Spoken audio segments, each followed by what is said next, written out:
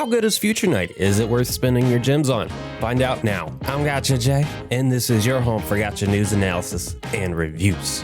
Let's go. Future Knight is the beloved rendition of our gender-neutral knight, but this time it is exclusively female. Why they did that to us, who knows? On the surface, Future Knight looks incredibly interesting. A lot of people have been saying that the weapon skill regen speed of 30% hasn't been seen before, but in reality, Sohi already has it. And if we're looking at Knight versus Sohi, there is a considerable output in terms of DPS and tanking ability.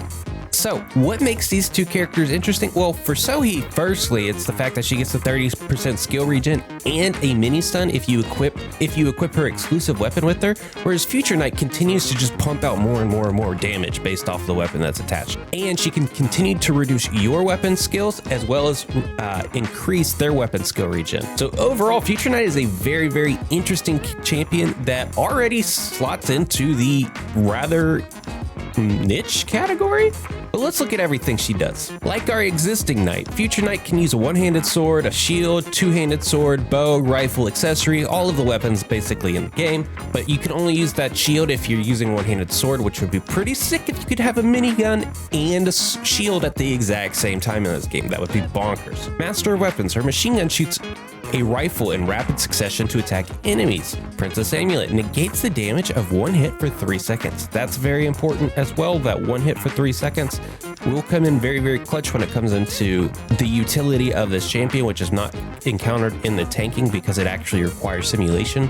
And then the chain skill forms a magneton field to inflict 370% of DPS around the target. The good thing about this chain skill is that you will actually be able to trigger it more often than it will be off cooldown because of the way that the minigun actually operates in her kit, and we will see that in just a second. Her special ability is Rifle Normal Attack, penetrates the enemy so it can hit everything behind it as well, and inflicts 50% increased damage by a 50% chance, which for you math nerds at home, you can just take 50% divided by 50% is 25%. So that's a flat out 25% increase on her damage output.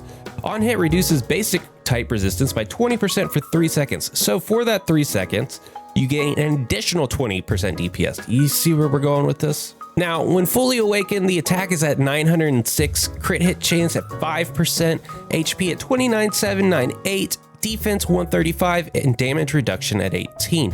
Again, the damage reduction actually means literally nothing when it comes to PvP, purely a PvE modifier, and it honestly just means she receives 18 less damage. When you're doing several thousand, it doesn't really matter. Let's go ahead and take a look at this exclusive weapon before we break her down into even more minute details. Her exclusive weapon is called Cosmic Destroyer. It has an insanely high DPS output at 2962, a basic attack of up to 288, a crit hit chance of 3%, which my gosh, you would love to see higher than 3% with the way that she pumps out the damage, a magazine size of 40, which is actually relatively misleading based off the way that her animations appear on screen. We'll get into that a little bit more in a second. HP modifier of 20%, which is gigantic, weapon skill regen speed of another 16%. All of those modifiers right there are pretty bonkers attached to someone as fragile as she is. And getting more weapon skill regen speed is pretty good when you're going to be using her as your leader, which won't be a ton in my opinion. Future Knight only on hit magneton energy explodes by 30% chance to inflict 50% of DPS and reduce the target's weapon skill regen by 30% for 2 seconds. So math nerds out there, that turns out to be about a 15% increase in attack, and you get a skill regen speed reduction for the opponent by 30% for 2 seconds with the 1 second cooldown. It will be proccing basically that fast because you remember you're attacking 40 times and you have a 30% chance of doing this. So you're going to be doing this multiple times over the chain of your course. And in all honesty, guys, this is practical between 3 and 4 times based off how lucky you are over the course of one reload cycle, because the reload speed on this animation is 4 seconds. So you can do it 3 to 4 times depending on how lucky you are. And down here, you get another skill damage of an additional 16%. The skill itself shoots out a magneton energy at full capacity to inflict damage around the target and puts them in down state of a attack of 180 DPS, regen speed of 6.5 seconds. Now, that 180 DPS generally means absolutely nothing, but since this entire kit rotates around reducing the rate at which you fire this out, It does give you a little bit of a burst between reload cycles, which is very, very important and potent at the same time. So there is a little bit of a skill cap that you could throw into this champion to flesh out just a little bit more DPS output. But really what you're here for is all these weird interactions with weapon skill regen. So let's actually break down how strong she is. Future Knight comes in with a 14,463 might.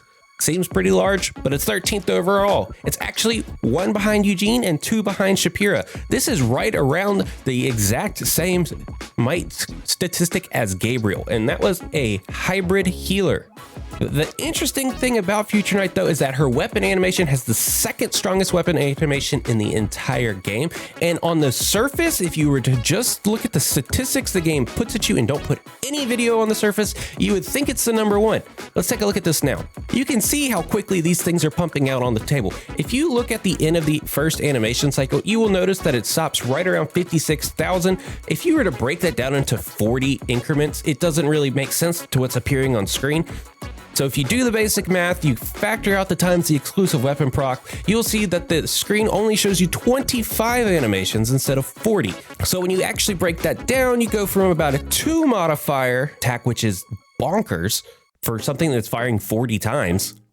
It gets all the way down to a 62% modifier, which is practical for something that's firing 40 times.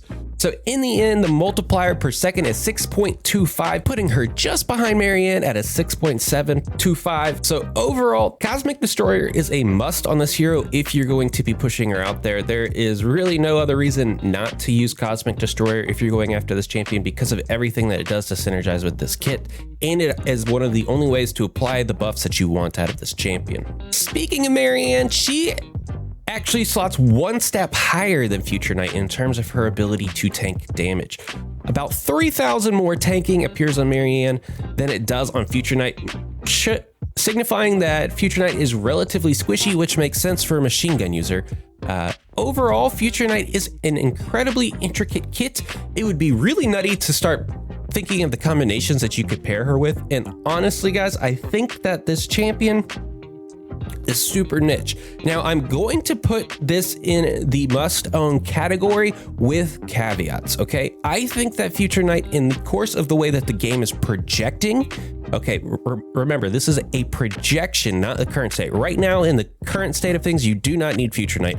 When projecting forward in the rate in which we're increasing co-op within guild battles, within co-op content, co-op arena, the way that these things are starting to synergize together, you really could benefit from getting these weapon skills out there. There are only a few heroes in the entire game that really benefit from a weapon skill regen. Some of those are Future Princess, who gets that stun on her weapon skill. There's Eugene, who turns into a massive AoE on that weapon skill. And then there's some like Bari that gets increased movement speed. For just about everybody else, getting that weapon skill regen doesn't really change a ton. A lot of the power from their exclusive weapons is coming from the passives that they get itself, not really the activatable weapon.